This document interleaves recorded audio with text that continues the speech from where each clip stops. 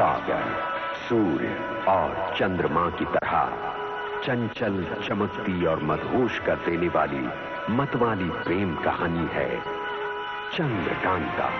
एक इंतकामी, दहकती प्रेम कहानी है चंद्रकांता। सुलगती, हैरत अंगेज प्रेम कहानी है ये चंद्रकांता।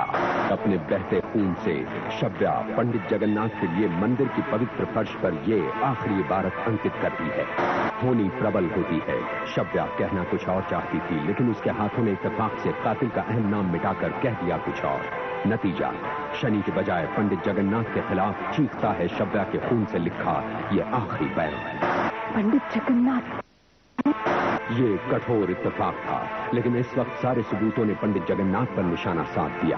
तो आप हैं हमारी बहन के कातिल, सभ्या के हत्यारे। अब इसमें हमें कोई संदेह नहीं, इसीलिए सभ्या बार बार आपकी तरफ इशारा कर रही थी। और ये रहा सबूत। पंडित जगन्नाथ अजगर की जालसाजी और पुजारी की गलतफहमी में घिरे बयान की वजह से एक और जघन्य आरोप का शिकार बन जाते हैं। वो है शव्या से विवाह करने का कलंक। पंडित जगन्नाथ, तुम एक हत्यारे ही नहीं, मनुष्य के भेष में राक्षस हो, राक्षस अमानुष हो। महारानी पंडित जगन्नाथ जैसे ईमानदार और बेदाग इंसान को ये कठोर हुक्म जारी करती है। पंडित जगन्नाथ, तुम्हें सभ्या की हत्या की कीमत तो चुकानी ही पड़ेगी, और हमने फैसला किया है कि तुम्हें फौरन शाही हिरासत में ले लिया जाए। इस आदेश से हासिल हुई दुश्मन को बेइंतहा कामयाबी और पंडित जगन्नाथ को हासिल हुई इंतहाई पीड़ा, रुसवाई और हिरासत की जिल्लत। तेज सिंह और केतकी को कबीले के दलपति के आदेश से इससे भी भयानक दंड और जिल्लत मुकम्मिल हुए। इनका मौत का कुआं झोंक दो। मौत के कुएं में तेज सिंह और केतकी कबीले के कानून के फैसले के तहत जिंदगी और मौत की जद्दोजहद से रहे हैं जूझ। अंततः इस जद्दोजहद की गर्दिश से तेज सिंह ने तराशा अपने हक में आजादी का नतीजा, लेकिन इस आजादी की मंजिल के बीच उन्हें फिर से खड़ी मिली एक कठिन अड़चन।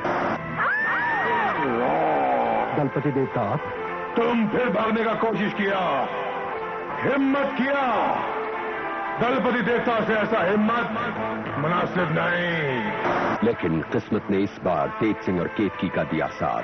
सजा देने के बजाय कबीले के कानून के खिलाफ उन्हें फरार होने की इजाजत हो जाती है नसीब, दलपति देवता की बदौलत। लेकिन किस्मत ने एक बार फिर से तेज सिंह और केतकी के दामन में डाल दी जुदाई और शोक की घड़ियां। आजादी की दिशा में बढ़ते तेज सिंह और केतकी के तनिक फासले का फायदा उठाकर दलपति देवता का बेटा शाकालपति केतकी को मौके से दबोचकर कर लेता है अगवा करने शव्या की लाश को जलती चिता से पहुंचता है तारा का खतरनाक खिदमतगार अजगर। अंतिम संस्कार संपन्न होने से पहले ही अजगर एक भयानक विस्फोट के माध्यम से दहशत फैलाकर लाश को कर लेता है अपने कब्जे में। इन सारे वाकयात से महारानी कलावती महाराज शिवदत्त को करवाती हैं अवगत और अपने फैसले की देती हैं जानकारी। हमारे आदेशानुसार कातिल गिरफ्तार कर दिया गया है। कौन है वो मरतूत गुनहगार? वो और कोई नहीं, आपका सबसे वफादार, सबसे प्रिय पंडित जगन्नाथ। महारानी का ये फैसला पहुंचाता है महाराज को बंदी गृह तक पंडित जगन्नाथ की जुबान से मालूम करने असलियत। शिवदत्त को एकांत चाहिए। एकांत के पर्दे में महाराज शिवदत्त अपने अजीज और वफादार पंडित जगन्नाथ को शव्या के खून के इल्जाम की दलदल से उबारकर बेगुनाही की दहलीज पर कदम रखने का देने आए हैं मौका। और फिर ये मेरा दुर्भाग्य है महाराज, सारे ठोस सबूत सभ्या के साथ ही दफन हो चुके हैं। लेकिन दफन होने से पहले सभ्या के खून ने तुम्हारे खिलाफ सबूतों की एक फहरिस्त दर्ज कर दी। वो सबूत नहीं महाराज, वो गलतफहमी है या फिर जालसाजी है महाराज, जिसकी वजह से मुझ पर यह अन्याय हुआ है। पंडित जगन्नाथ, महारानी कलावती के फैसले और आदेश पर कोई भी तोहमत लगाना शिवदत्त को मंजूर नहीं। लेकिन तुम्हारे लिए शिवदत्त के दिल में जो जगह है, जो इज्जत है, उसके मद्देनजर शिवदत्त तुम्हें 2 दिन का वक्त देता है। ताकि तुम अपने बचाव के हक में जो सबूत पेश करना चाहो कर सकते हो, और इस काम के लिए तुम किसी की मदद भी ले सकते हो। महाराज, मैं आपका शुक्रगुजार हूं कि आपने मुझे बेगुनाह साबित होने का अवसर दिया। अगर इस अवसर का फायदा नहीं उठाया पंडित जगन्नाथ, तो तुम्हें शिवदत्त के फौलादी फैसले का सामना भी करना पड़ेगा, और वो है मौत। नहीं महाराज, नहीं। गुस्ताखी के लिए माफी चाहता हूं महाराज। पंडित जी की जिंदगी हम सब के लिए बहुत कीमती है महाराज। पंडित जी की जिंदगी की भीख मांगता हूं आपसे। पंडित जी की जिंदगी की भीख दे दीजिए हमें महाराज, दया कीजिए महाराज। खामोश, खामोश हो जाओ तुम लोग। अपनी भावनाओं को काबू में रखो। महाराज के उसूलों को भावनाओं की बंदी से मजबूर मत करो। शिवदत्त चाहे या न चाहे, लेकिन चुनारगढ़ का महाराज होने के नाते शिवदत्त को यह दायित्व निभाना ही पड़ेगा।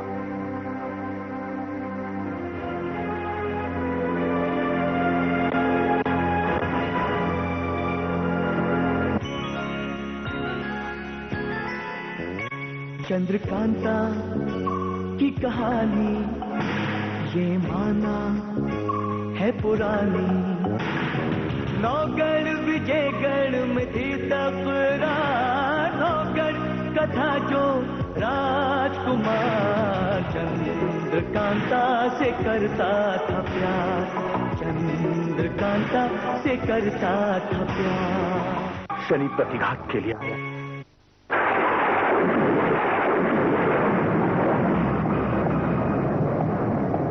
पंडित जी, आपने मुझे याद किया?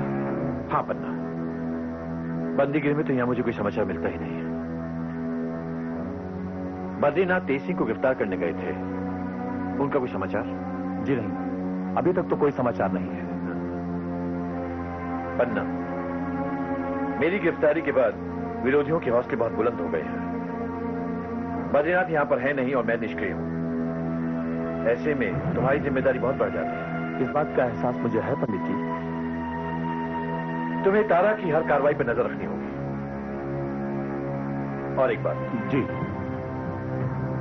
तुम्हें गंगाधर पुजारी के पास जाना होगा।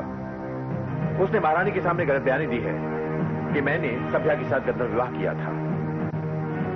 सत्य तो सभ्या के साथ ही डूब गया, तिरोहित हो गया, लेकिन गंधर्व विवाह वाली बात की असलियत का पता लगाना बेहद जरूरी है। पंडित जी, आप पर लगाए हुए जितने भी झूठे आरोप हैं, उन सब की जानकारी मुझे है।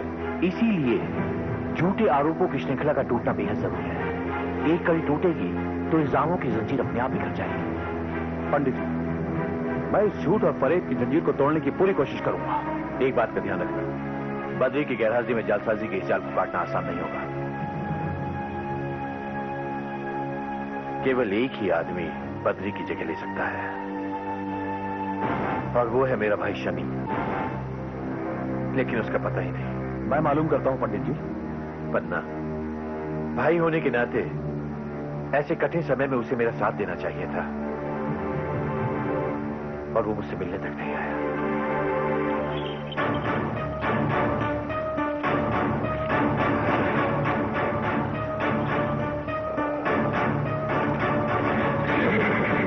शनि, शनि, ये लो आज्ञा पत्र। इसमें महाराज की मोहर लगी हुई है। इतनी दौलत के साथ अब तुम चुनारगढ़ की सीमा आसानी से पार कर सकते हो। अब तुम्हें कोई नहीं रोकेगा।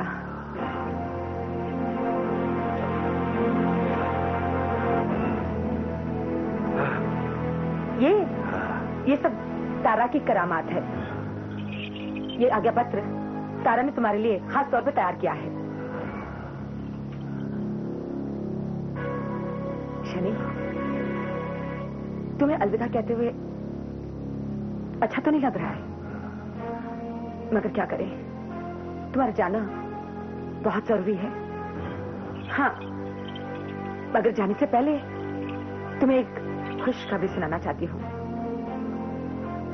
सभ्या के कत्ल के इल्जाम में तुम्हारे भाई पंडित जगन्नाथ को गिरफ्तार कर लिया गया है। जगन्नाथ का अंजाम यही होना था। मैंने उसे तमाम तिरस्कार का बदला चुका लिया। जगन्नाथ, तुमसे मैंने बदला चुका लिया।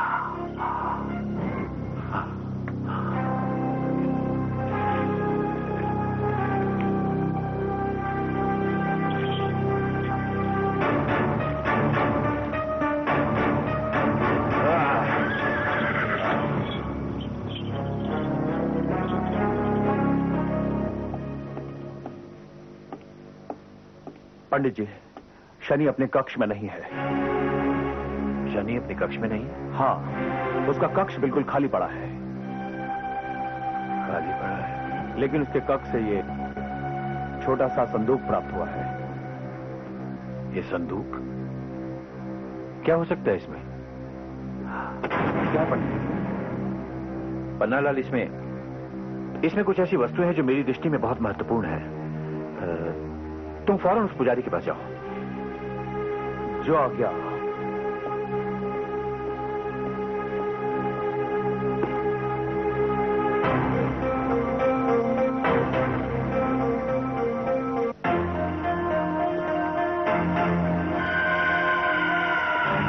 फूलों का हार, मोतियों की माला। ये माला तो सभ्या की है। शनि के कक्ष में सभ्या की माला। शनि,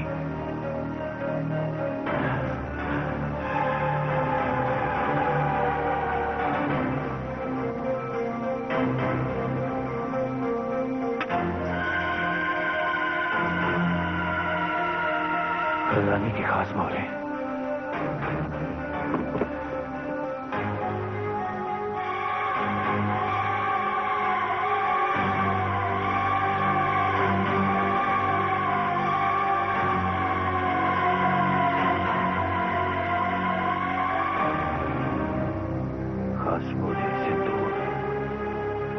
सूखे हुए फूलों की माला, सभ्या के मोती।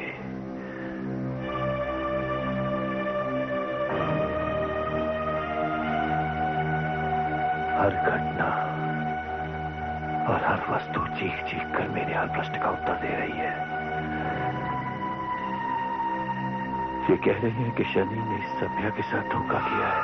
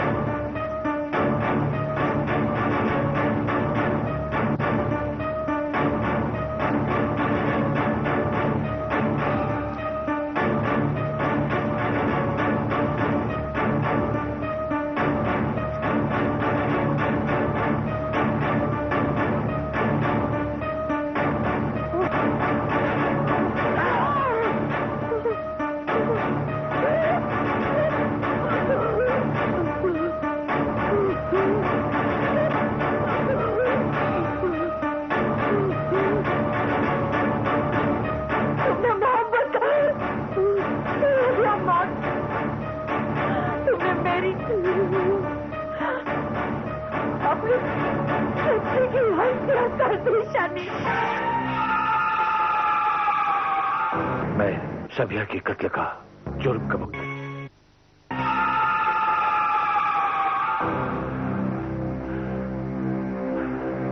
शनि को मैंने जवाब दिलाने का मौका दिया। ये मेरी पहली गलती थी।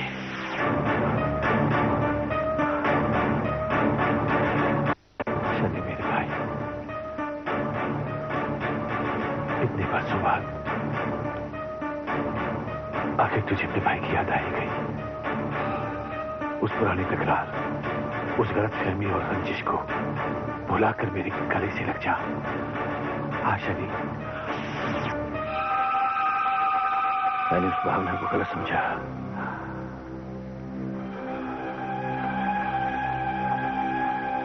मैंने समझा कि शनि ने मुझे माफ कर दिया, लेकिन शनि चुनारगढ़ भाई की कोमल भावनाओं की पूर्ति के लिए नहीं, शनि प्रतिघात के लिए आया था, केवल प्रतिघात। और बात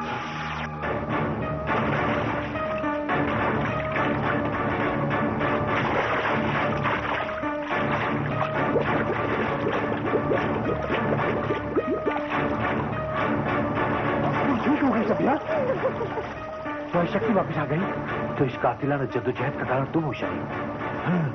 तुमने सभ्या के जीवन की खातिर उसकी मुझे तुम पर गर्व है।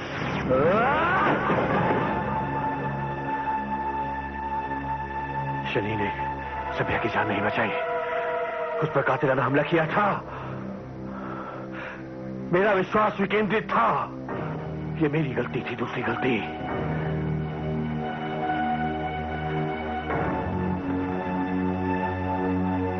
सभ्या की मौत के साथ साथ तारा और भी शक्तिशाली हो गई है। सभ्या की मौत के साथ तारा के षड्यंत्रों के सारे रास्ते दफन हो गए। ये चुनारगढ़ का दुर्भाग्य है और ये मेरी गलती। कसूरवार मैं हूं। शनि के सारे कुकर्मों का प्रायश्चित मुझे करना होगा। मैं हूं अपराधी। चंद्र सिंह! जी पंडित जी। महाराज से कहो कि मुझे अभी और इसी वक्त उनसे मिलना है। जो होगी।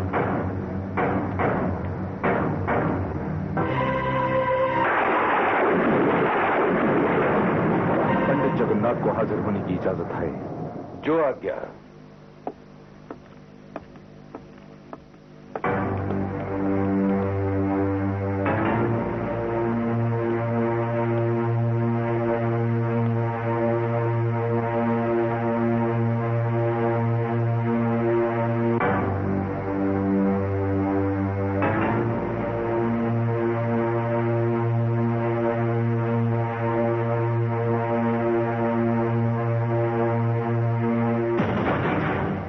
आपकी इजाजत हो तो मैं अपना बयान देने के लिए तैयार हूं।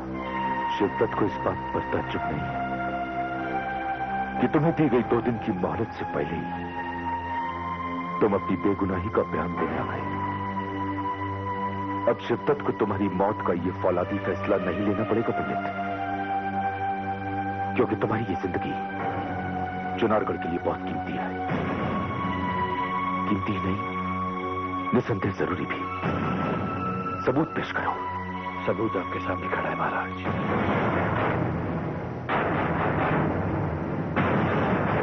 मैं सभ्या की कत्ल का जुर्म कबूल करता हूं महाराज।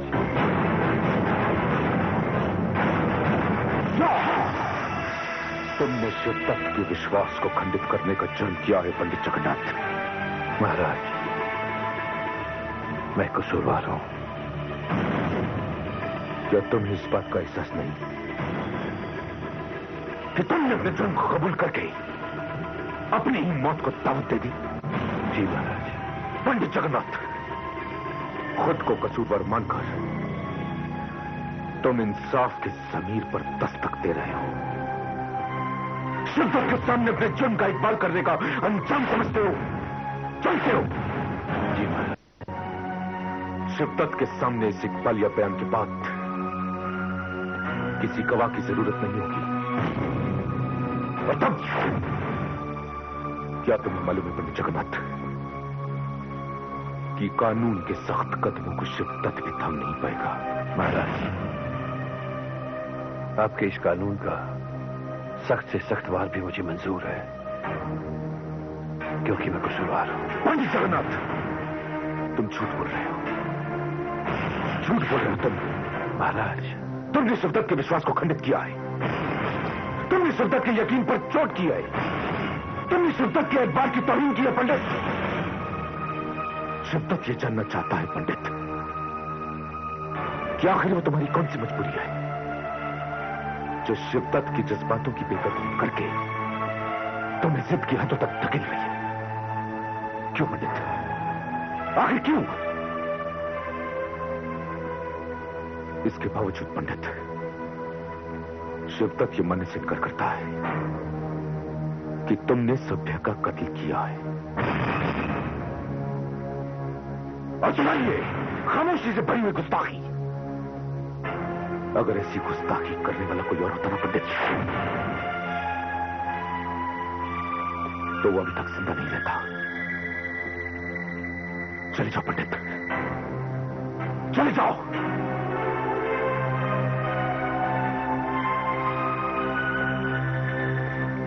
ठहरो पंडित।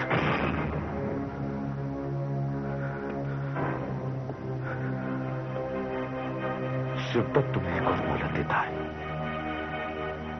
इसके बावजूद अगर तुम अपनी जिद पर कायम रहे और सच्चाई से इनकार करते रहे